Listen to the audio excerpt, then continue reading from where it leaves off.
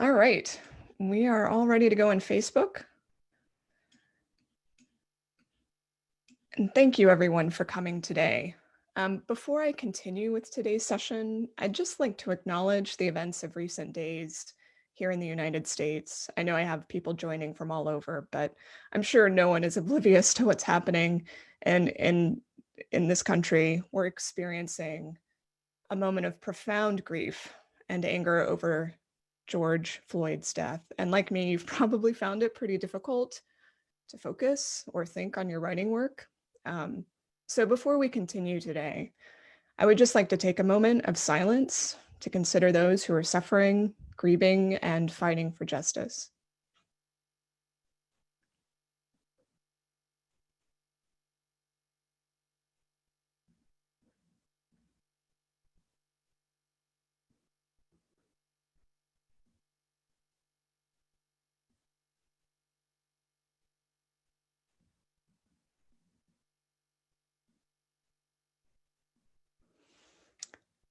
Okay, thank you. I'm gonna start the screen share.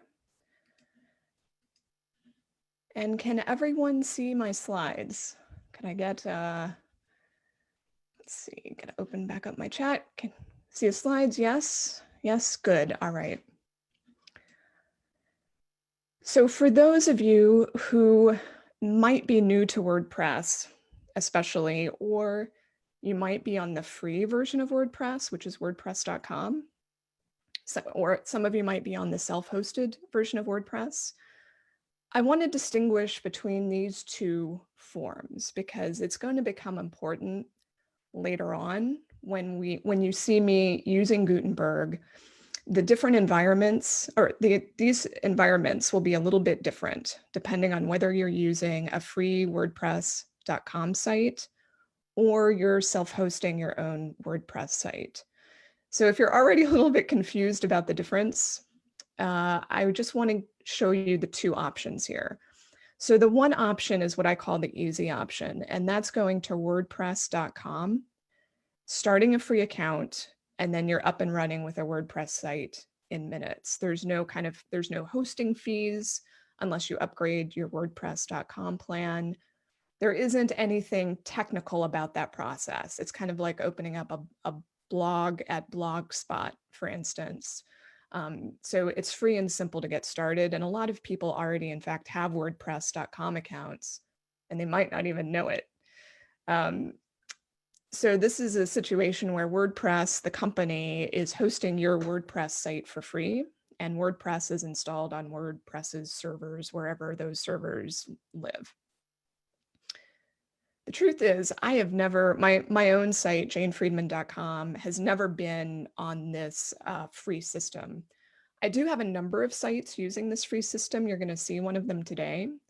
But for my most important site, which is janefriedman.com, I not only own that domain name, but I've also been hosting that site hosting it through SiteGround, using WordPress as the foundation of that site since, I want to say roughly 2010, 2012.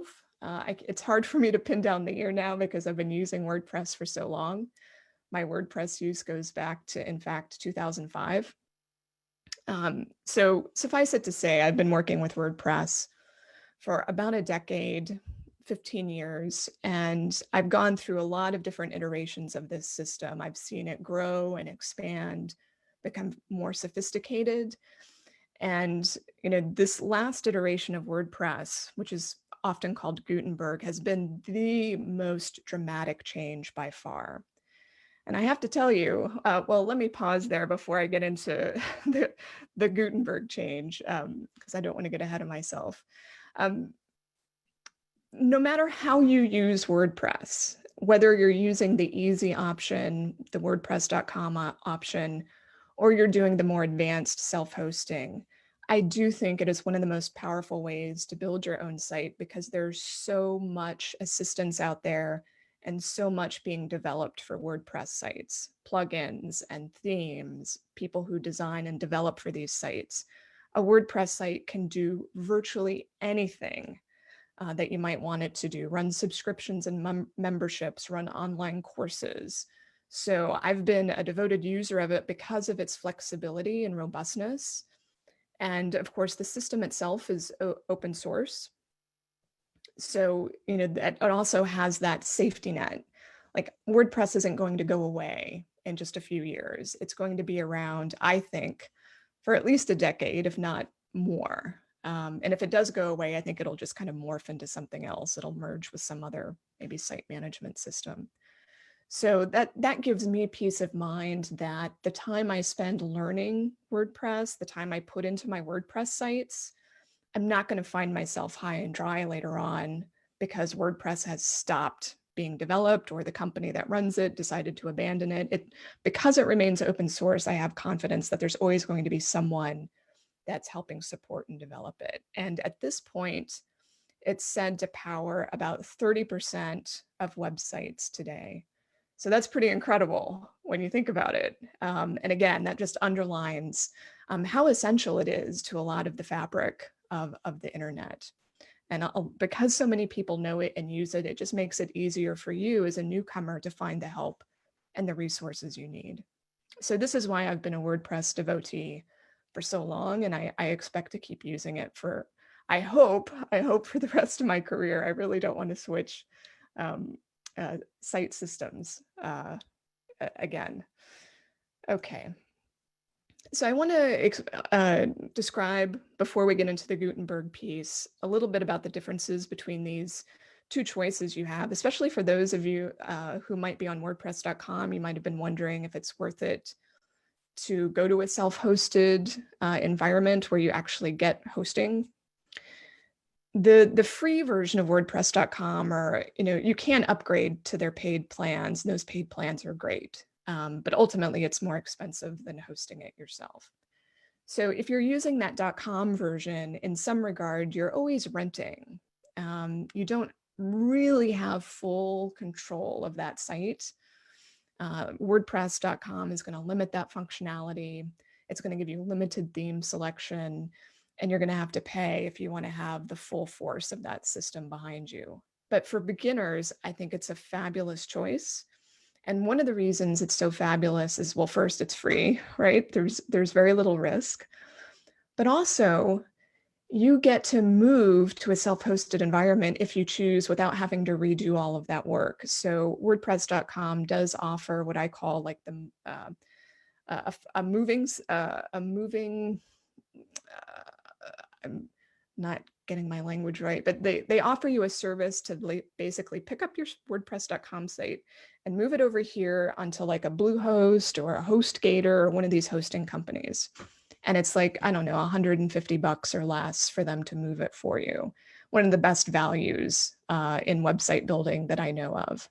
Now, once you do move to this owning situation, it does mean that you have more responsibility for that site in terms of, making sure it's secure, making sure it's updated.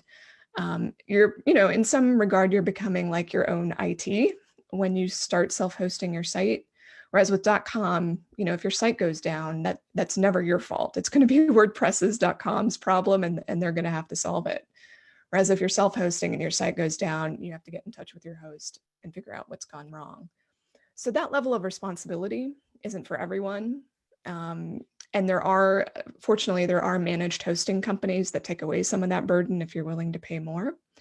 But in any event, I just want to say, for those who are interested in self-hosting, look for what's known as that one-click free installation of WordPress at your host, which will make it really easy and streamlined to get your site up and running. And in fact, if you use that moving service, you won't even have to do that. So if you do make this transition, it's not going to require you to go to WordPress.com anymore. You don't even need a WordPress.com account at that point, technically, although a lot of people still maintain it. So now we're going to move into the Gutenberg transformation that has taken place. And at this point, I'll just mention, for those of you attending here in the Zoom session with me, if you have any burning questions as I go ahead and put them in the Q&A box. There will be time at the end and I'll handle questions, and I may take a few as I go.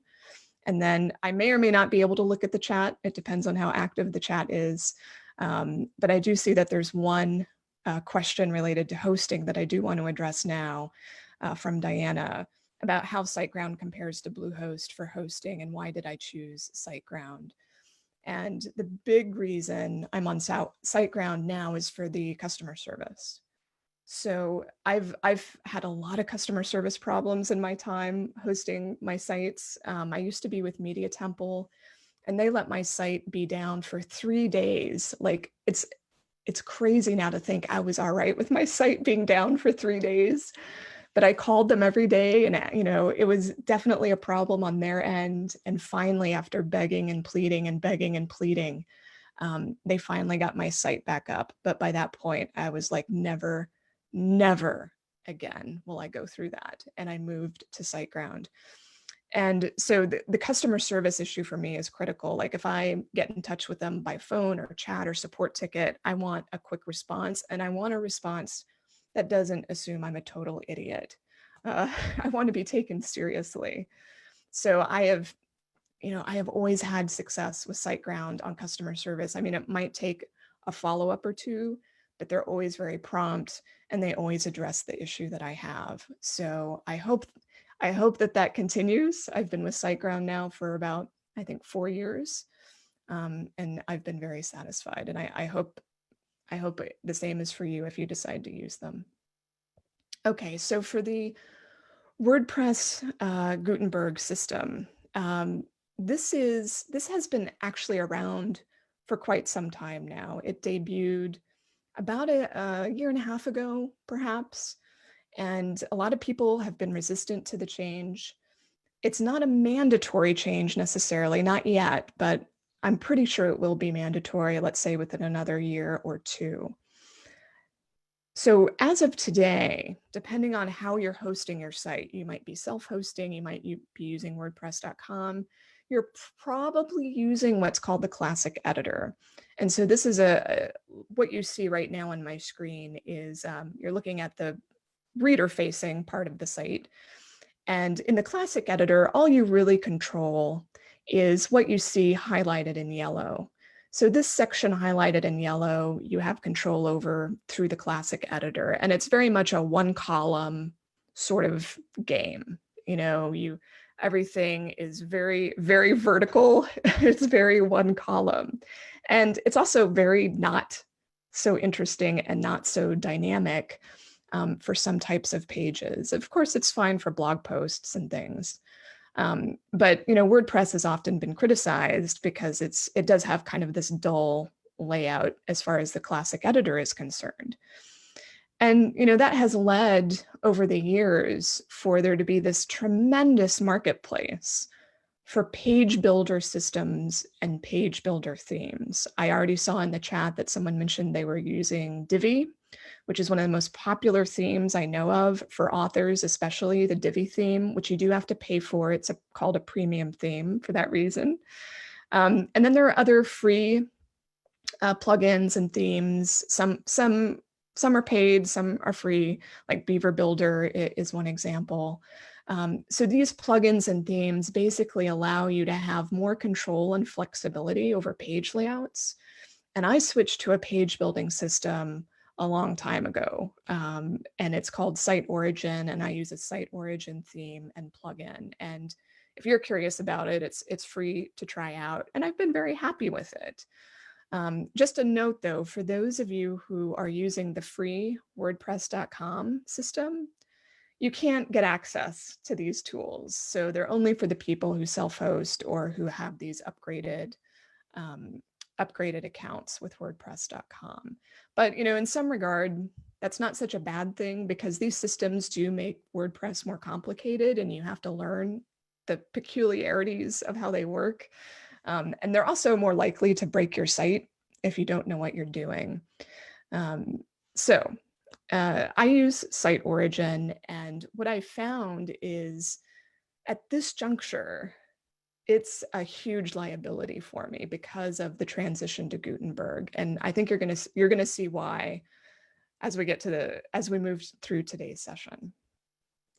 So with my page builder theme and plugin from Site Origin, what that has allowed me to do with my site up until now is create these more flexible layouts on my WordPress site. So I can create headlines, I can create columns with images and text centered very easily. I can create a series of blog post carousels, as you can see down here. And so all of these, the page building theme, creates rows and columns according to my specifications.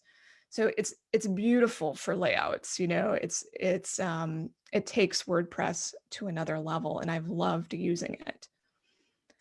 But Gutenberg more or less does the same thing at this point. It didn't originally, but now that Gutenberg has been developed more fully and it's been, in practice now for more than a year, it's advanced dramatically.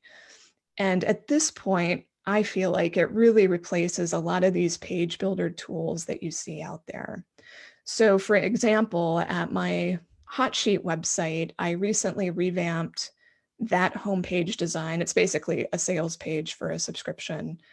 And I was able to do it without using a page builder theme, without using a page builder plugin. All I had to do was switch over from the classic editor to the Gutenberg editor. And by switch, I mean WordPress, the system, allows you to determine if you're going to use this new editor or not.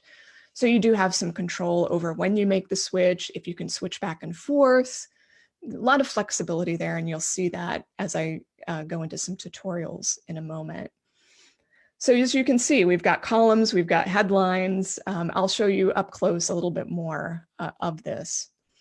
Actually, right now, in fact. So let me stop the sharing for a moment, and then I'll go over to I'll go to the back end of WordPress, and I'll just check the Q&A here. Idel is asking whether it's cheaper to use GoDaddy for hosting or stick with WordPress.com. I mean, WordPress.com is always going to be free unless you upgrade. Once you start upgrading your WordPress.com account, it's generally cheaper to go self-host with a company like GoDaddy or SiteGround or Media Temple and so on. Susan asks if she can move her Wix site that's been up for years over to WordPress. One thing I don't know is what some of these site systems, like Wix is one, Weebly is another. I don't know what their export functionality is like. But WordPress allows for importation from a lot of different sources. Like you can import from Blogspot, you can import from other sources. So it really depends on what sort of files Wix gives you that you would be able to import then into WordPress.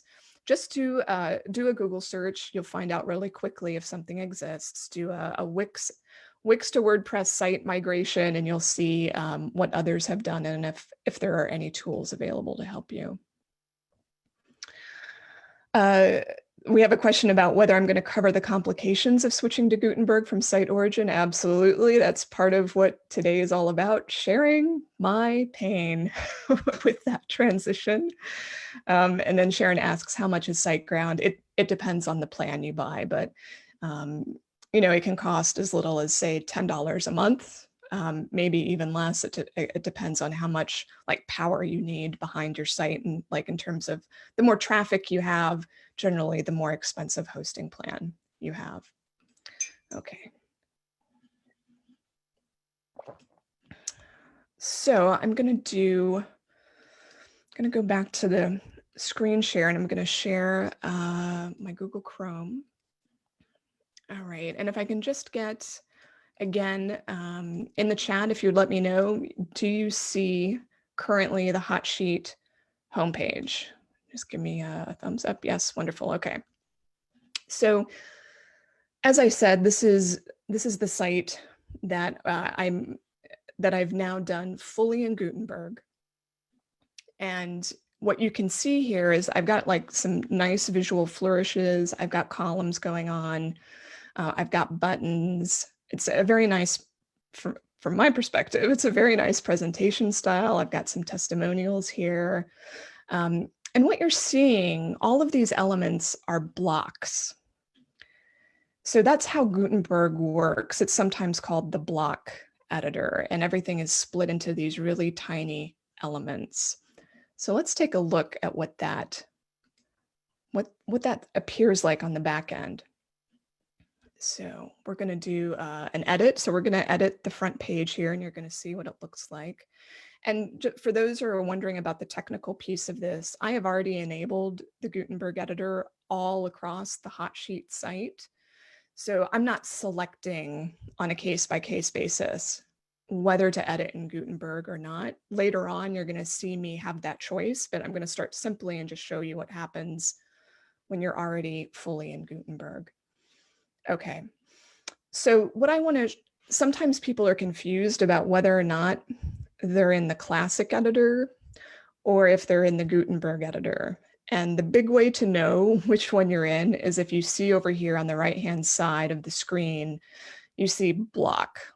So there's definitely like a block selection, and you also have some contextual menus up here that directly relate to blocks. So I don't normally use these buttons up here, but just to quickly mention what they are, they will show you like a bird's eye view of what blocks are available to you and how they've been laid out on the page. But that's not something that I typically use, just to give you an idea of what those are sitting up there. So if I click into this, notice it's like this discrete element. If I click into this, it's an element. This is an element. This is an element, element, element, element. And so that's what block editor means. All of these things are blocks that have been laid out onto the page. We don't have, like, I'll show you a classic editor very quickly to give you a sense of how dramatically different it looks. Give me just a second. Loading, loading, loading. Okay, here we go. I want to make sure that I choose something that doesn't accidentally come up as a block editor. This should come up in classic. Give me just a second. Loading. Okay. So this is not the best example for me to be using. Hold on, let me go back. I'm gonna go here instead. Bear with me.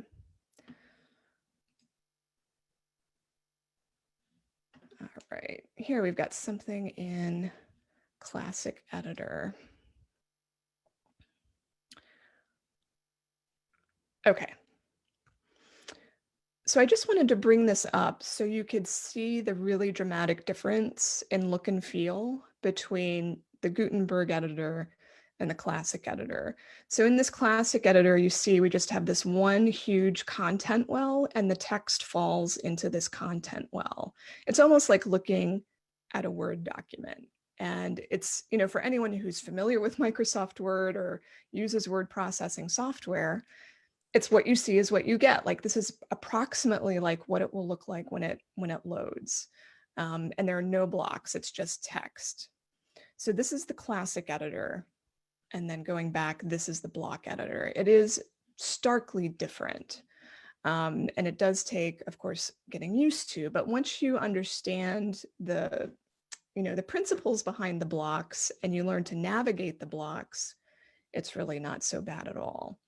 So notice that I click to select the block. I also know that I've selected a block because notice this little movie thing, this arrow up and down. This will actually move the block up or down the page. Same with this. And then the other thing to pay close attention to is once you click on the block, it tells you what type of block it is right here in this section here. So this is the block identifier. This says this is a heading 2. This says this is actually just a paragraph that I've made rather large. This is an image, as is this. You see these are H3s. This is a button. And so it's When I click on that, it will give me some options to whether I want to transform it to something else. But generally, you're not, if you decide you don't want a certain block on the page, you just delete it. And so if I decide to get rid of this, I click on this button and I can remove the block here at the bottom. Now, don't freak out if this already looks confusing. There are a lot more options than you will ever use. I think that's the intimidating part. All you really need to know is that this is a block and you choose the block here. And then you also have some really important contextual choices over on the right-hand side. So you'll notice I've got an H2 heading here. I can change the color, but that's really kind of about it. Don't worry about these things. That's advanced stuff. Here, I can change the size of it. I can give it a drop cap. I can change the color. If I go down to some text here, you'll notice that a lot of what ends up happening on any page is that you have a lot of paragraphs. So the paragraph text settings normally, they just default to whatever your standard theme style is. So your theme governs a lot of how this looks and feels. You'll notice that this block here is an image. And I've got some special blocks going on. Now, before I introduce you to some of those blocks, there's something else that I think I would, well, okay. Let me show you something that's related to plugins. And this is getting into a little bit of advanced territory, but if I go to the plugins for this site, and reminder, plugins are only available to people who are self-hosting their site, not usually to WordPress.com users. So I have installed several different plugins that give me more block choices. So think about each block as almost like a design element on the page. So I'm adding more design tools to my arsenal, more ways to make the page look good. So I've got atomic blocks, I've got editor's kit, I've got cadence blocks, and I've got stackable. Frankly, that's too many. But this was the first time that I was really building a page using the block editor. And I just wanted to see what all my options were. Like I wanted to really go to town and see what the block editor could do. And that's how I ended up with like 4 block plugins. That is not ideal. I probably only realistically pulled from one. I think stackable is probably my favorite. But if you're curious about what blocks are available to you, you've probably seen the plus signs that are up and down the page. I'm really hesitant to edit this live site. Let me go down to the bottom. You'll notice here it says start writing or type to choose a block. So as soon as I start writing here, it's going to default to what's known as the paragraph block. And you can see I can move that up. I can move that down. And if I actually don't want a paragraph block, I can easily change it to something else. I can change it to a heading.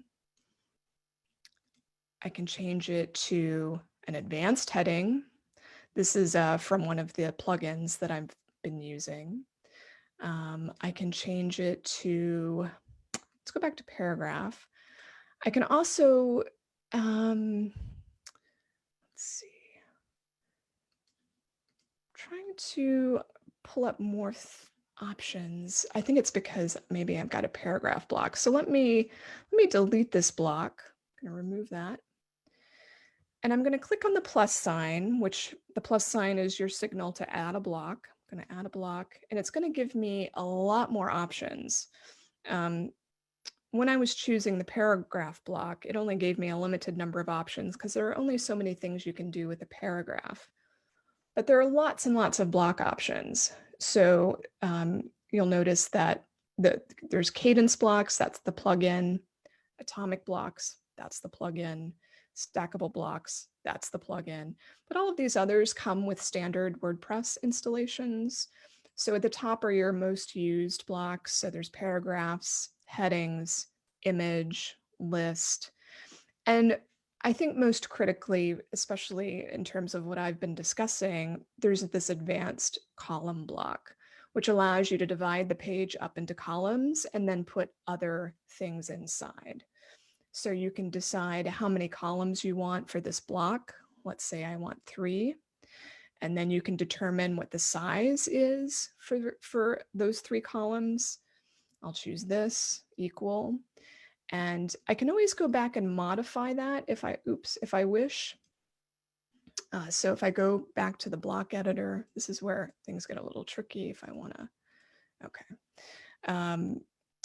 There it is. So the advanced column, if I decide that I want to change any part of how this looks, I can always go back and adjust. I can give it a color. I can increase the padding in between the columns. So there's a lot of customization here, which makes Gutenberg fairly advanced, but also it can be intimidating for the new user, of course. So, try these things out slowly, I would say, step by step. But notice that within this advanced column block, I now have 3 blocks nested inside. So I can decide to add a paragraph or a heading and so on. I can also show you when you get into some of these advanced block choices, they're already designed for you. They're programmed to look wonderful. So for instance, I could decide I'm going to include an icon list here or a block quote. Let's choose the feature. You see, I've got different design options down here that the plugin maker has created, and it changes as I just click and change. And it's almost too many options, there's choice overwhelm. So just take it step by step. You probably don't want all the options up front, but this is where the power of Gutenberg comes into play, and the fact that these plugin developers can give you all of these style and design choices as part of the blocks. So I'm going to remove that for now. I'm just not going to save this page, I think. But notice this block here. Notice the design flourish. The way that I was able to make that happen is by choosing one of those blocks from Stackable. I chose the testimonial block. And then one of the choices that this block gives me is having what's called a top separator. And that top separator allows me to choose, instead of it just being a straight line, it's going to create this wave effect, which is quite nice. And I can also choose the color. I can choose whether there's a shadow on it. I can even put a bottom separator if I want it. So there's as you can see, again, lots and lots and lots of choices, which can be a danger especially if you're not a designer. But this is why I've bought in to Gutenberg. So you'll see this block here is what's called a team member block. I'm the only team member, so I'm the only one listed. This is a testimonials block. Let me try and grab. There we go. There's the bigger block. Yes, this is the testimonial. Everything is nested, nested, nested. It can get a little bit confusing, I admit, when everything is nested to this extent. This is a feature block, and so is this. These are advanced columns. So I hope that you're seeing the pattern here, that each block has a name to it. It has different choices associated with it that appear here in this right-hand side column. Okay, so that's kind of the baseline introduction to what Gutenberg looks like. And this is, let me say, a fairly advanced layout for Gutenberg. Like, as I said, there's a lot of different blocks being used. I think the most important for any of you will be learning how to manipulate the headline block like this, be able to put in heads, being able to add columns if you want them, and then, being able to add images as part of those columns. That would be the basic skill level I would want to achieve before moving on to some of the more advanced blocks. And, whenever, I know one of the, I think, harder things to manage with Gutenberg is trying to figure out how to get rid of a block, how to add a block. So just realize that every block has this thing, this up and down movie thing that allows you to drag and drop a block anywhere on the page. And if you click on this more options, there's always the remove block option. So those are two really critical things to remember as you're moving and designing things on the page. Now this is a home page for Hotsheet, so it did get a lot of attention and a lot more sophisticated design. Most pages aren't going to require this sort of a heavy lift. So let me go over to my husband's website, Mark F. Griffin. Mark is using a combination right now of Classic Editor and Gutenberg Editor. So what I'd like to show you is what happens when I'm looking at a Classic Editor page and I'm planning to move it over to Gutenberg. So he's going to be the guinea pig. I already did his homepage in Gutenberg, so I'm going to have to choose a different page. And I think I'm going to go to his About page. Okay, so here, before I dive into the editing, let me explain something. If you're a self-hosted WordPress user, you may have something installed called the Classic Editor plugin. So just to show you what this looks like, here it is, the Classic Editor plugin. This is a plugin that allows you to retain the Classic Editor without being kind of bullied into the Gutenberg editor or have the Gutenberg editor be the default. So Classic Editor allows you to decide how Gutenberg gets used across different pages and posts. And it also says whether or not you're allowed to switch. So for Mark, the default editor is Classic. As far as whether users are allowed to switch, if you want to use Gutenberg, you have to say yes if you want to switch over to Gutenberg. So this is like having the training wheels on to have the default be Classic, but switch yourself to block as you feel comfortable doing so. So let me go back to those pages. So you'll see, as I mentioned, the home page is in the block editor. I already did that earlier for him. But we have an About page that is still using the Classic Editor, and I'm just going to show you quickly what that looks like. Here it is. You'll notice, as you saw before, it's just this big kind of like Word document sitting there. There's no layout. There's no complication. It's very straightforward. So let me go now. You can either switch to the block editor here. You can open it up from the start in the block editor. Or if you're already in the Classic Editor, you can go and switch to block editor over here on the right. So either option's fine. You're going to get the same result. Okay, now it's welcoming me to the block editor. It's going to give me a really short tutorial that explains nothing. I'm just going to kind of go through that.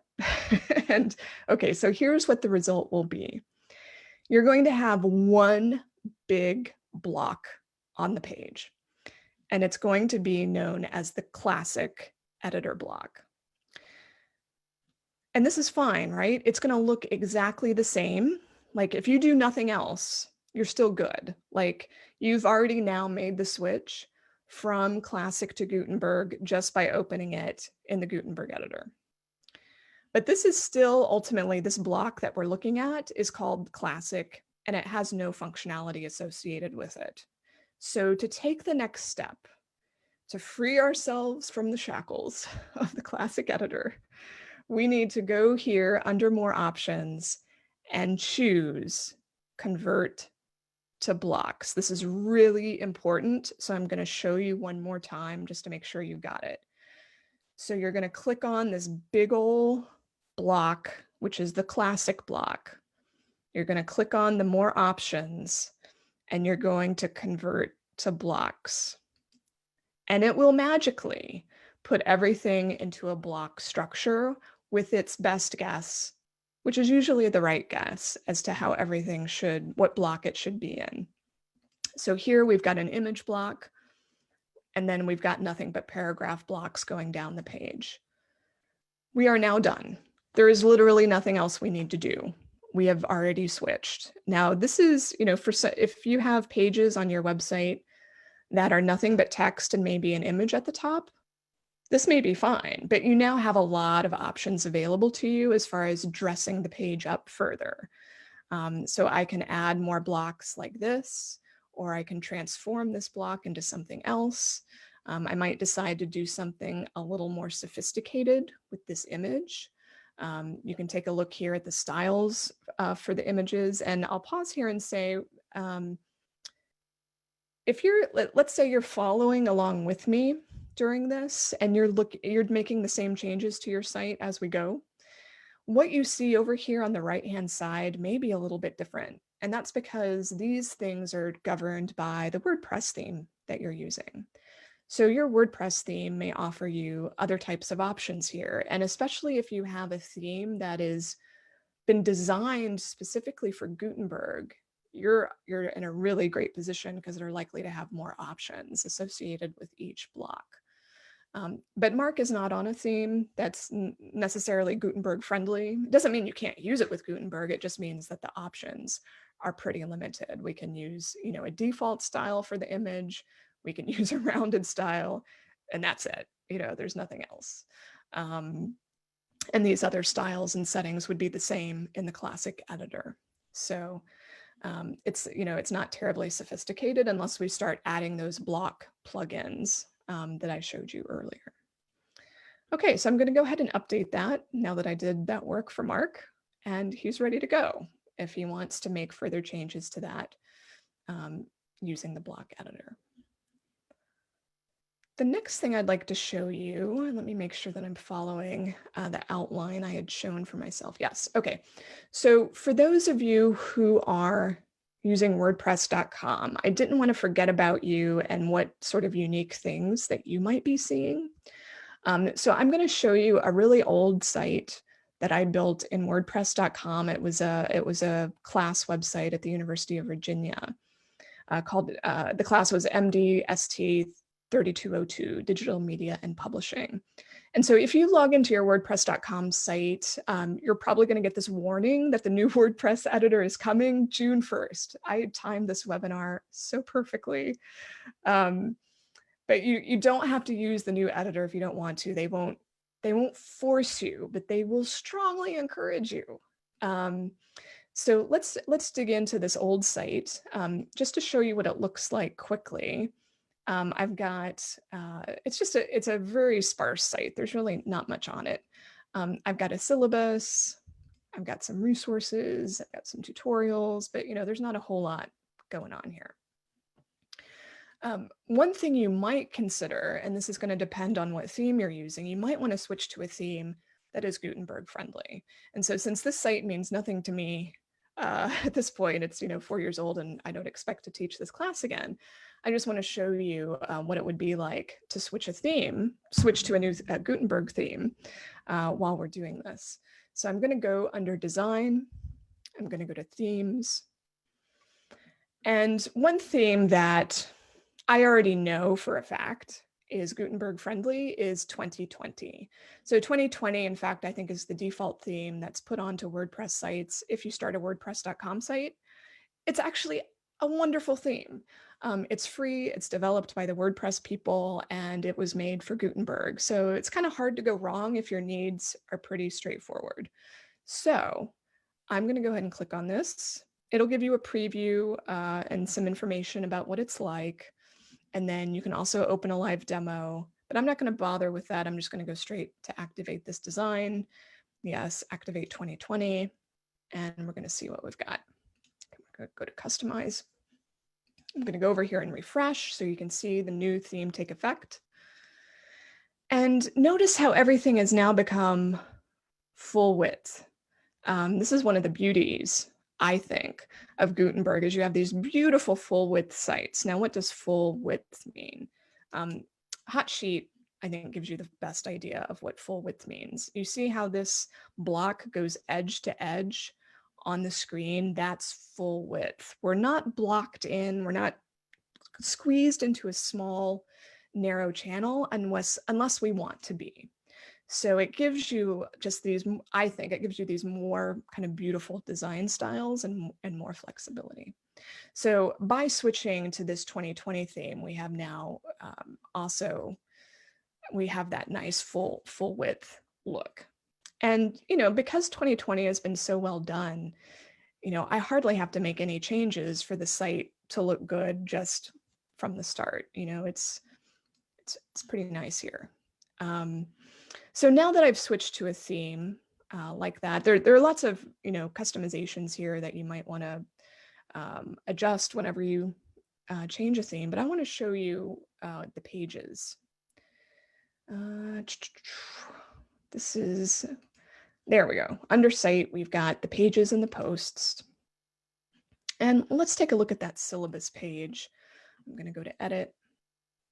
Okay, so if you've been using WordPress.com, you're going to probably get a nudge and a warning about the new WordPress editor coming. It will give you a choice. I'm going to go ahead and say, let's go ahead and use it. That's what this tutorial is about. And it's now converting me over to Gutenberg. And then it asks me, are you ready to try blocks? I'm ready. Let's go. Convert to blocks. Yay. Okay. It's already converted it for me into the block editor. So if you've been paying really close attention, you'll notice that the decision-making tree for switching over to Gutenberg is a little bit different if you're on WordPress.com than if you're on a self-hosted site. So hopefully one of these two methods applies to your situation. Now let's see.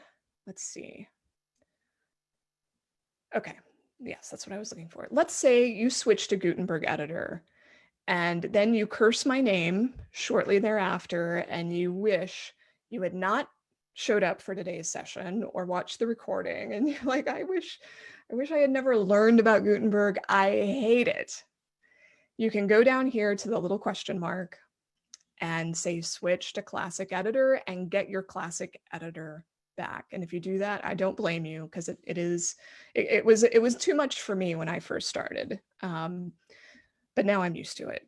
But notice that it has done all the heavy lifting for you. It's very similar in its appearance. We've still got, the move the things up and down. We've still got the same identifiers here and the block edit options over here. So I hope this should look very familiar, even though it's just has slight visual differences now. And that's it. You're now converted to Gutenberg. Now these are I have to admit, these are best case scenarios. These are for sites that aren't terribly complicated, where you haven't been using page builder tools as I have been using. That's where things get really sticky. Let me get a drink here. So this is where the pain comes in. And if you're, this will not apply to everyone. This only applies to a very special group of people who have been using page builder systems like Site Origin. So what that means for me, if I want to switch to Gutenberg, it means that I have to kind of give up my page builder system unless it's been already integrated with Gutenberg. Now, I can't speak to all of the systems out there. I don't know what their situations are in terms of integration. All I can tell you is that Site Origin themes and Site Origin plugins are really not integrated at all. And so I see the writing on the wall, and I'm going to have to make the switch by changing themes if I want to have the full power and functionality of Gutenberg. That said, I have been able on a piecemeal basis to make some changes and start moving over to the block editor. So what you'll notice with my blog posts, here you'll notice that they're all marked as block editor, block editor, block editor. There's one classic, block editor, block editor, block editor, block editor. So, anything new that I'm putting on my site, definitely the block editor. I'm abandoning the other system. But there are a lot of pages on my site that use this Site Origin page builder, such as my About page. So I'll just show you this About page quickly.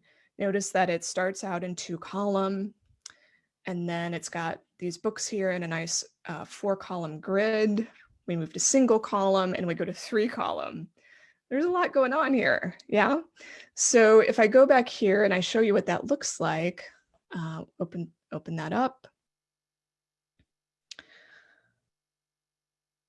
Loading. See, this is what it looks like for my page builder system. I don't know. I can't speak to other page builder systems, but this is the surface level. And then I dig down for the bits and pieces.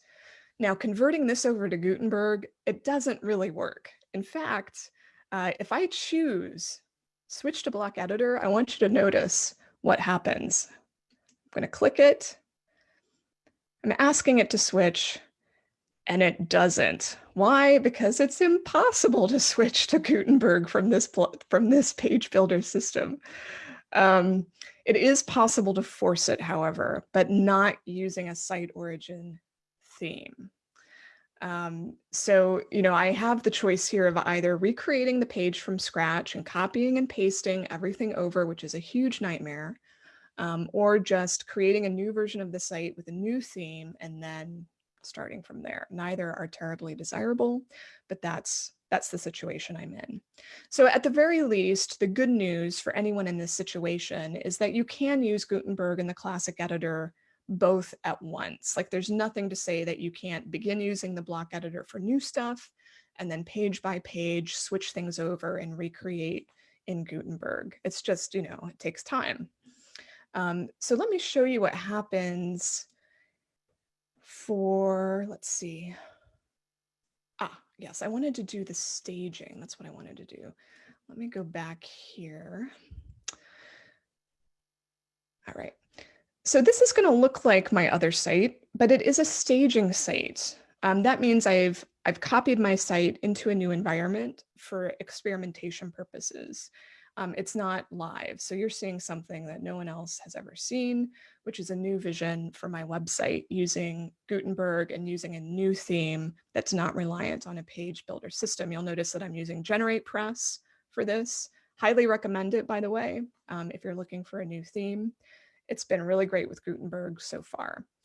So what will happen to those pages, I'll show you. I've turned off the classic editor. I've got the new theme in place. So if I go now and open some of those pages that used Page Builder, let's see, what do I want to look at?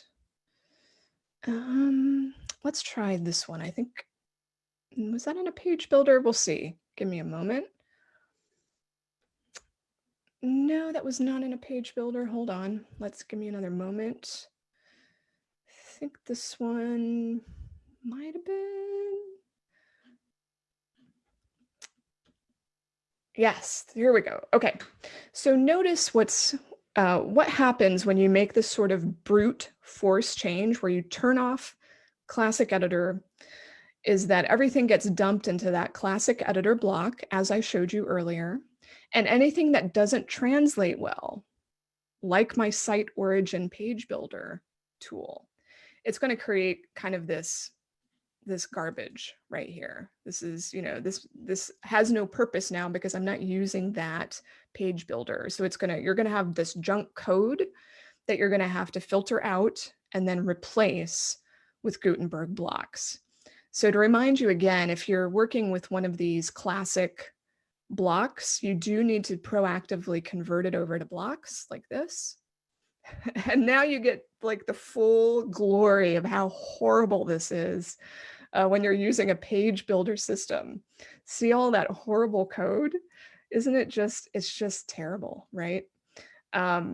So there are ways to avoid it being quite this bad, but this is kind of the train wreck that I'm dealing with in my switch. But again, it's very, very necessary, and I'm trying not to complain. Okay, so this is the worst case, right? This probably will not happen to you unless you've been using a page builder system. You'll have a much cleaner conversion. All right. Gosh, that took me much longer than I thought. What I'm going to do is go back over to my slide presentation for a moment. And just for those who aren't aware of where they can find more information about my classes. I just want to show those links right now. Give me a moment. Okay, so now I'm going to hop in to the questions in the Q&A box. Let's see. Wendy asks if Hotsheet is a specific theme number with Gutenberg enabled. So Hotsheet, for those who are curious, uses the Generate Press theme, and it has Gutenberg enabled. So I'm not using the classic editor at this point. It's full Gutenberg. Danya's asking how to enable Gutenberg for WordPress.com sites. I think that's been answered now, but if anyone's still wondering about that, feel free to pop another question into the box. Laura asks if I find it takes longer to write and organize a post using the block editor. Not now that I'm used to it, not so much. I'd say it takes me about the same amount of time. What increased the time dramatically for me was learning what the different blocks do, because they each, have unique behaviors, especially if you're using a plugin that adds new specialized blocks to the system. So you have to kind of figure out the peculiar functions of these blocks and how you're going to use them in the context of your theme. Certainly it will be easier if your theme is Gutenberg friendly, because if it's an older theme, you may just get unexpected results. In other words, you might not get perfect results, but it doesn't mean things will be bad. So you do have to watch for that if there's a conflict with your theme and Gutenberg. Diana asks if I can go over what the main types of blocks are. Yes, the main blocks, the two most important blocks by far, are the header block. So that's, anytime you have a subhead on the page, like a subhead 2, subhead 3, subhead 4, that's the header block. And then the paragraph block, if anytime you have text, you're probably going to have a paragraph block, unless it's a bulleted list or a numbered list, in which case you'll be using a list block. And then after that, I would say images are the most common when you're adding images to the page. And probably in terms of advanced blocks, some of the more important ones would be the advanced columns block. So you can have those, or the column block. I can't remember, it's called advanced columns or advanced layout, but the thing that creates columns. And then there's a button block, which is very useful when you want people to click buttons. And there's one more I wanted to mention, I think. I'm blanking on it now, but certainly, there are blocks for embedding YouTube videos. There are specialized blocks for contact forms. So it really depends on your needs. There's probably a block for it, and you can definitely go to WordPress's Gutenberg introduction tutorial, and it will detail for you what all of the blocks do. Marvin asks if I can explain how I created the staging site.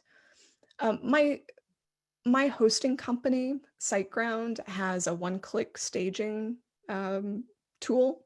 So all I have to do is say, I want to create a staging site. I click a button. It takes, I don't know, 10 minutes to generate, because my site's really big, so it takes a long time to copy it. And then you're done. I mean, you set up the login credentials for it. Like you have to tell SiteGround, I want to be able to log in through this way. And you're up and running. And then if you've reached a point where the staging site is ready to go live, SiteGround offers another tool where you can push it live. But you just have to be careful, because if you take a really long time to work on your staging site, your original site may have changed by then, and that staging site is only as good as the moment that you created it. So 3 months from now, it's not going to have any of the changes that you made on the live site. I hope that makes sense.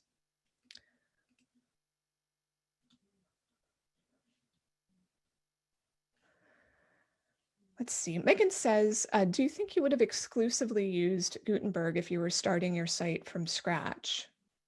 Yes.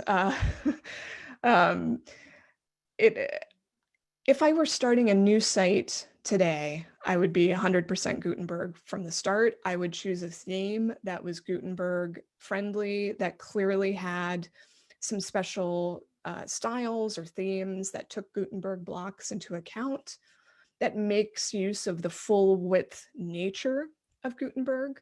So I think the pain point here for some people is that, especially for me, is I've been using Classic Editor for so long that it can be really hard to make the switch and think in a different way about how to build out a post or a page.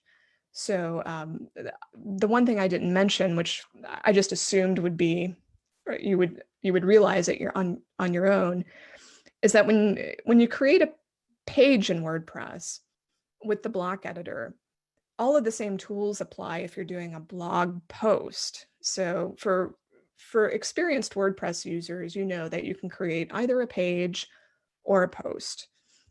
So the Gutenberg editor applies to both equally, and especially for blog posts. I mean, to me, it makes total sense to just use Gutenberg for that going forward. Debbie says, do you have to have a paid WordPress account? And then I'm not sure if do you have to have a paid WordPress account and then add Gutenberg? I don't know if that's your question, Debbie, because of the abbreviation, but you do have to have a WordPress installation somewhere. You need to have a WordPress site. And then you, as the site designer, the site owner, you decide when you're going to switch over. So how that switch happens depends on whether you're using WordPress.com or your self-hosted site. So if you're on WordPress.com as of today, it's going to push you to use Gutenberg starting tomorrow, but you can still use the classic editor if you prefer it. Laura asks what plugins I'm using with Gutenberg. I'm relying a lot on Stackable. So that has a free version and a paid version. There's also Atomic Blocks. That's quite good. Something called Cadence. And then Editor's Kit. So those are the 4 that I've looked at, but there are more. And you might, if you're feeling more ambitious, I would maybe take a look at Stackable. It definitely has the fancier functionality. I've also found it behaves rather well, with at least as far as the functionality that I'm looking for. Karen says, I have Divi and Gutenberg. When it asks me if I want to use Divi to edit, how does that relate to editing in Gutenberg? Well, assuming it works the same for you as it does for me with site origin, I have to decide on a case-by-case basis, am I going to create this page or post using Gutenberg, or am I going to use site origin, or in your case, Divi? It's really hard, if not impossible, to use both in tandem. So this is why one of the reasons for this session today is because it puts people with page builder systems in kind of a bind. I'm at the point now where I've decided I have to abandon the page builder system because it makes no sense to use them together. I think it's going to be a real problem for those developers who've put a lot of time and money into developing page building systems, whether they're plugins or themes, because I think Gutenberg renders them somewhat obsolete. Gutenberg's only going to get better and better. And so I think now is a really good time, especially if you're about to purchase a new theme or you're thinking about it. I would not get a page builder system. I think it would probably cause more trouble than it's worth, given where WordPress is going. Okay. I'm just scanning through some of the open questions. Jessica asks if my preferred Gutenberg friendly theme is 2020. If you're using WordPress.com, where you have a really limited selection, I think starting with 2020 is a great idea. It's free. If you're not tied into WordPress.com, meaning you can choose any theme you want, I heartily recommend GeneratePress, which is a free theme to start. And I've also upgraded to the paid version, and I've just been super, super happy with it. So GeneratePress if you're able to install any theme you wish, or 2020 if you're just getting started on freewordpress.com. Let's see. Candy says, when Gutenberg first came out, it automatically converted my blog and messed up all of my tweets, and none of my plugins worked. Have some of those bugs been fixed? Candy, my hope is that hopefully yes, but I can't promise because there's so many unknowns with any WordPress installation. Everyone's site is different. Everyone has different functionality and needs. So, but I think you can choose like I would say install if you can the classic editor plugin, and then enable it on a page by page or post by post basis to test and experiment. And then of course you can revert if the bugs still haven't been worked out. Okay, so let's see. Yes, so this has been a Sunday business sermon. Thank you all for coming. The recording will be available up on Facebook if you want to take another look at my page, which is at facebook.com/Jane Friedman. There will be another Sunday sermon in 1 week. Again, it will happen at 3 p.m. Eastern. It's going to be all about online events, which I know is top of mind right now for many authors who are planning virtual book launches and doing other things to help shore up the book marketing activities while various people are in lockdown or unable to go out to bookstores. So that'll be in 1 week. And yeah, you can sign up through my site at janefriedman.com, or you can wait for the recording to be available on Facebook. Thank you so much for coming, and I hope to see some of you or all of you again at some point. Have a great day. Bye-bye.